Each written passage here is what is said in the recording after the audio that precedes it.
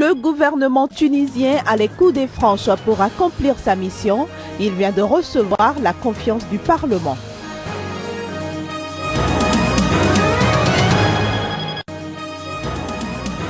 Le nombre de cas d'Ebola est en hausse pour la première fois depuis le début de l'année 2015. C'est ce qu'indiquent les nouveaux chiffres publiés par l'OMS.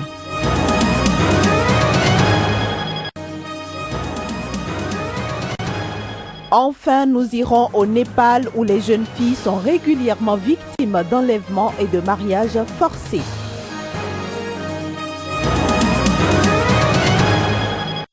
Voilà, monsieur, bonjour. C'est un plaisir de vous retrouver pour cette session de l'information. Le président du Nigeria, Goodluck Jonathan, plusieurs de ses prédécesseurs et diverses autorités fédérales ont discuté hier jeudi d'un possible report des présidentielles et législatives prévues le 14 février prochain dans ce pays. À l'ordre du jour figurait une question très sensible, celle de savoir si la Commission électorale nationale indépendante est préparée pour les élections ou non, et s'il est nécessaire de changer les dates de ces élections. En réponse, cette commission a déclaré être véritablement prête pour la tenue des élections à la date échue. En Tunisie, plus de 3 mois après les élections, le Parlement vient d'accorder sa confiance au nouveau gouvernement. C'est à travers une large coalition dominée par Nida Tounes, le premier parti du pays. Une coalition qui compte aussi les islamistes d'Ennahda. Reportage. Rien que pour l'importance de l'ordre du jour de cette session, le Parlement tunisien a fait archi-comble. 204 élus ont répondu à l'appel. Sur les 204, 166 ont voté pour la nouvelle équipe qui a dû être remaniée après qu'une première monture a été très critiquée. 30 ont voté contre et 8 se sont abstenus. La nouvelle équipe est dominée par Nida Tounes, le parti du président Béji Caïd Essebsi qui obtient 6 portefeuilles dont celui des affaires étrangères. Ça donne encore plus de responsabilités parce que moi je suis de ceux qui pensent qu'un gouvernement est fort quand l'opposition est forte. Enfin bon, maintenant regardons devant. C'est un gouvernement qui ressemble à un gouvernement d'union nationale. Dans la répartition des postes de responsabilité, Ennahda a de son côté obtenu le portefeuille de l'emploi et 3 secrétariats d'État. Ces positions confortables, on veille à bien les dissocier du vote au Parlement. C'est une assise politique et parlementaire confortable.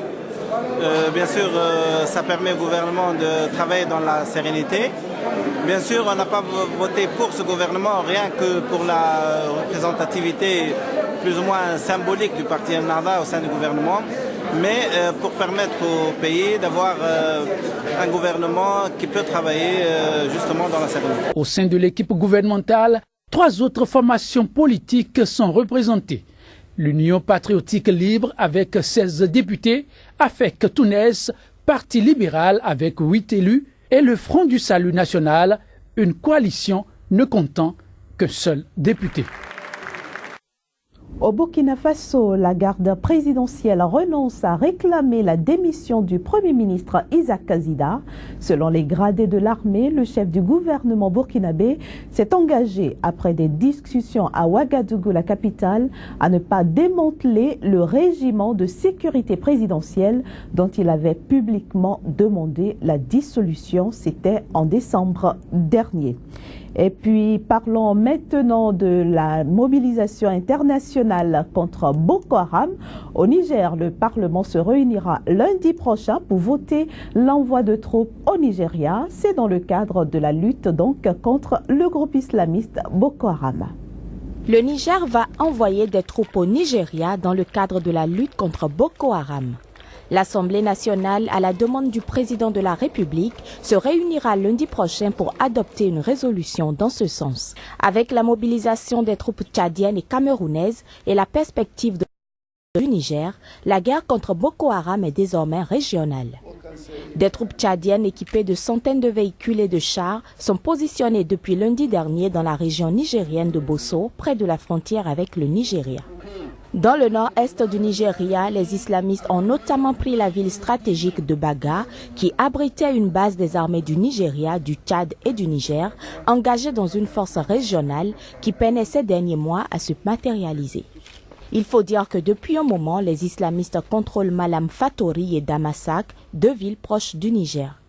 Rappelons qu'au lendemain du lancement des opérations terrestres tchadiennes à Gambourou, les islamistes nigériens ont mené une contre-attaque meurtrière mercredi dernier, tuant près de 70 civils à Fotokol, une localité camerounaise frontalière. Direction maintenant la Côte d'Ivoire. Quelques 3000 détenus ayant bénéficié mercredi dernier d'une grâce collective ne peuvent sortir de prison et pour cause, la grève du personnel pénitentiaire, a indiqué hier le ministre ivoirien de la Justice qui appelle par la même occasion les gardiens à cesser leur mouvement. Selon lui, le gouvernement ivoirien n'a jamais interrompu les négociations en cours et est à la recherche de solutions afin de satisfaire donc aux revendications des agents pénitentiaires. Aussi, les appelle-t-il à mettre fin à leur mouvement afin de donner une chance aux discussions. Nous allons maintenant nous rendre au Zimbabwe. Robert Mugabe est rentré dans son pays après son élection à la tête de l'Union africaine. C'était à l'occasion du 24e sommet des chefs d'État et de gouvernement. Le président zimbabwéen Robert Mugabe est de retour au bercail avec son nouveau titre de président de l'Union africaine. Du calme avec l'impérialisme.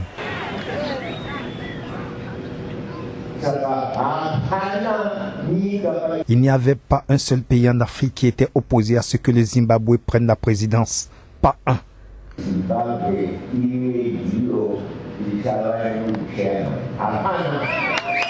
Robert Mugabe, l'autocrate de près de 91 ans, est cependant visé par des sanctions de l'Union européenne qui lui interdisent de voyager.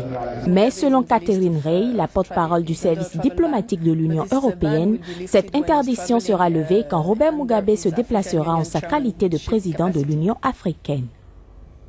L'Union européenne a commencé en 2013 à normaliser ses relations avec le Zimbabwe, levant la plupart des sanctions imposées depuis 2002 pour protester contre la violence politique et les atteintes aux droits de l'homme dont elle accusait le régime de Mugabe. Selon les explications du porte-parole de l'Union européenne, la levée temporaire de l'interdiction de voyager s'applique uniquement à Robert Mugabe lorsqu'il effectue des missions internationales et n'est pas valable pour son épouse Grace Mugabe. Toutefois, le président du Zimbabwe n'aura a priori pas l'occasion de faire des voyages vers l'Europe pendant sa présidence car aucune rencontre UE-Afrique n'est prévue en 2015. Les collèges des commissaires de l'Union européenne et de l'Union africaine doivent se réunir le 22 avril prochain à Bruxelles, mais cela ne concerne pas Robert Mugabe. La réunion sera dirigée par les présidents des 2 instances, Jean-Claude Juncker et Nkosazana Dlamini-Zuma. Parlons à présent du virus Ebola. Le nombre de cas répertoriés en Guinée, au Libéria et en Sierra Leone a augmenté au cours de la dernière semaine du mois de janvier. Il s'agit de la première hausse enregistrée depuis le début de cette année 2015 selon les chiffres de l'Organisation mondiale de la santé. Pour la première fois en cette année 2015, le bilan hebdomadaire indique une hausse des cas d'Ebola dans les 3 pays les plus touchés en Afrique de l'Ouest. En tout, 124 nouveaux cas rapportés, dont 39 en Guinée contre 30 précédemment, 5 au Libéria contre 4 précédemment et 80 en Sierra Leone contre 65 auparavant. Au total, 22 495 personnes ont contracté la maladie dans 9 pays, dont 8 981 sont mortes selon les derniers chiffres. Toute chose qui, selon l'OMS, montre que la lutte contre Ebola se heurte encore à de sérieux défis, notamment au niveau des consignes à suivre pour les obsèques et inhumations des corps des malades décédés, cause d'une bonne partie des contaminations. La situation en Sierra Leone, avec 10 740 personnes contaminées et 3 276 décès, suscite particulièrement les inquiétudes de l'OMS. L'organisation s'inquiète d'une propagation intense dans l'ouest de ce pays. Hors du continent africain, le mariage forcé est toujours en vogue au Népal en dépit des tests de loi qui l'interdisent. La pratique s'observe particulièrement dans les villages reculés de l'Himalaya. Coupées du monde moderne, des jeunes filles y sont régulièrement enlevées pour être mariées de force. Elle avait 13 ans lorsqu'elle a fui le foyer de son mari. Comme beaucoup de jeunes filles dans cette région isolée du Népal, cette adolescente a été enlevée et mariée de force. J'étais partie chercher du bois dans la forêt lorsque j'ai été enlevée. L'école me manquait beaucoup, alors je me suis enfuie et je suis retournée chez mes parents pour étudier. Le Népal a interdit le mariage des enfants il y a un demi-siècle. Mais l'UNICEF estime que 4 filles sur 10 sont mariées avant l'âge de 18 ans dans le pays. La majorité d'entre elles viennent de la communauté pauvre et souvent isolée des Dalits ou intouchables, au plus bas du système de caste hindou au Népal. Il y a beaucoup de raisons qui expliquent le taux élevé d'enfants mariés chez les Dalits. Les principales sont la pauvreté, le manque d'éducation et la discrimination par les autres communautés. Ils continuent à suivre leurs traditions, ils n'ont pas changé, contrairement aux autres communautés. D'après des études, 3 Dalits sur 4 sont mariés à l'adolescence, voire plus tôt. Cette jeune fille aimait étudier et rêvait de devenir enseignante. Mais enlevée à 14 ans, elle a été forcée d'épouser un paysan. Le mariage m'a volé ma vie. Je n'ai pas pu lire, écrire, finir mes études. Toute mon existence sera gâchée à travailler à la ferme. Selon les militants, la législation n'est pas assez sévère face à cette pratique. Alors ils tentent de changer les mentalités, grâce à du théâtre de rue, des émissions de radio ou des clubs pour enfants après l'école. Mais en ce qui concerne les jeunes filles, ils prêchent souvent des convertis. Je pense que le mariage des enfants est une chose terrible. Personne ne devrait être marié aussi jeune. Chaque mois, sa famille ne gagne que l'équivalent de 70 €. L'éducation, pour elle, reste pour l'instant un rêve inaccessible. À Cuba, le président Raúl Castro exige la fin de l'embargo américain pour normaliser les relations entre l'île et les États-Unis. Les deux pays, souvenez-vous, ont annoncé le rétablissement de leurs liens diplomatiques en décembre dernier après un gel d'un demi-siècle. Mais il reste un long chemin à parcourir avant un retour à la normale. C'est la fonctionnaire américaine de plus haut rang à avoir foulé le sol de Cuba depuis 35 ans. La visite de Roberta Jacobson le 20 janvier a été l'un des premiers signes forts du réchauffement des relations entre l'île et les États-Unis après des décennies de tensions et de blocus. C'était seulement le premier pas. Nous savons qu'il en faudra beaucoup d'autres, mais c'est le travail de la diplomatie pour construire la meilleure relation et la plus productive entre nos deux pays. Dans les rues de la vieille ville de La Havane, la présence de touristes américains est un autre indice du changement d'air.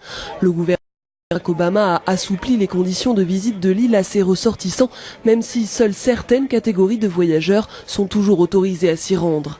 Mais certains ont déjà sauté sur l'occasion. Je trouve ça merveilleux. J'attendais de pouvoir visiter Cuba depuis l'âge de 13 ans. Donc c'est fabuleux.